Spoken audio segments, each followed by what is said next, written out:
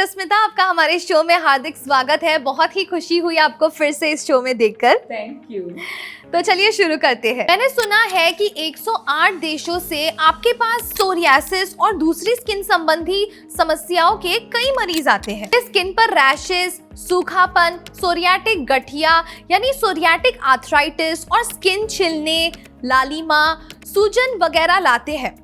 तो डॉक्टर स्मिता, हमारे दर्शकों को ये बताइए कि वास्तव में सोरियासिस क्या है? बिल्कुल, आयुष शक्ति के एक्सपर्ट डॉक्टर्स को स्किन संबंधी प्रॉब्लम से जुड़ी कई कॉल्स आते हैं या आप फोन पर भी हमें कंसल्ट कर सकते हैं।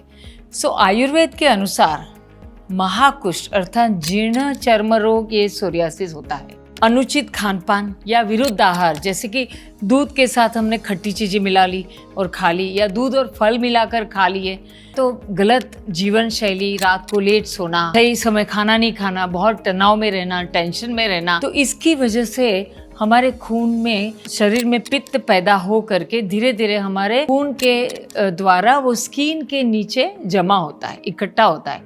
और ये स्किन के नीचे जो टॉक्सिन्स निर्माण होते हैं, पैदा होके रह जाते हैं वहाँ पर, तो हमारी इम्यून सिस्टम समझती है कि ये कोई वायरस है, कोई बैक्टीरिया है, मतलब कि ये कोई फॉरेन बॉडी है। और इम्यून सिस्टम का काम है कि जैसे ही वायरस आया कि सतर्क होकर उसे अटैक करे। तो हमारे ही शरीर का ये हिस्सा जो टॉक्सिन्स है उसे वो वायरस समझ के हमारे शरीर पर हमारी इम्यून सिस्टम अटैक करती है और उसकी वजह से हमारी स्किन पर गंभीर एलर्जी, खुजली, बहुत ज़्यादा स्केलिंग होना, परत निकलना, बार बार इन्फ्लेमेशन हो जाना, उस टाइप के ऑटो इम्यून प्रॉब्लम पैदा होते हैं, जिसे हम कभी सोरियासिस कहते हैं, कभी एक्जिमा कहते हैं और कभी गंभीर खुजली होती है। और जब शरीर में किस प्रकार के टॉक्सिन्स पैदा हुए और वो टॉक्सिन्स स्किन पे कहाँ इकट्ठे हुए, उस प्रकार के सिम्टम्स हमें ज़्यादा होते हैं।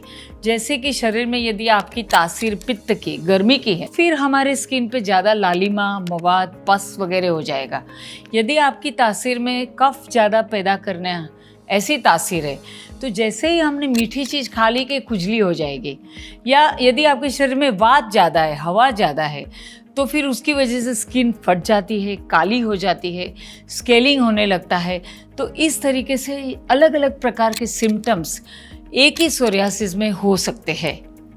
ये तो आपने काफी कुछ हमें बता दिया, मुझे तो इतना इन डेप्थ नहीं पता था। डॉक्टर स्मिता जी, आयुष शक्ति का सबसे महत्वपूर्ण कार्य क्या है इस बीमारी में? इस बीमारी में फलक हमारा मुख्य काम यह है कि हम रूट कॉज पे काम करते हैं।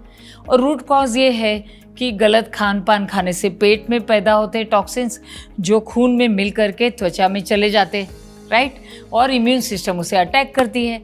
तो हमारा काम है कि पहले टॉक्सिन्स पैदा ना हो, उसके बाद खून की सफाई की जाए और फिर जो स्किन बिगड़ी हुई है उसे क्लियर की जाए ताकि वो नई बन जाए और इम्यून सिस्टम शांत कर दे, ताकि हमें लंबे अरसे तक कोई भी क्रॉनिक स्किन प्रॉब्लम में राहत मिले।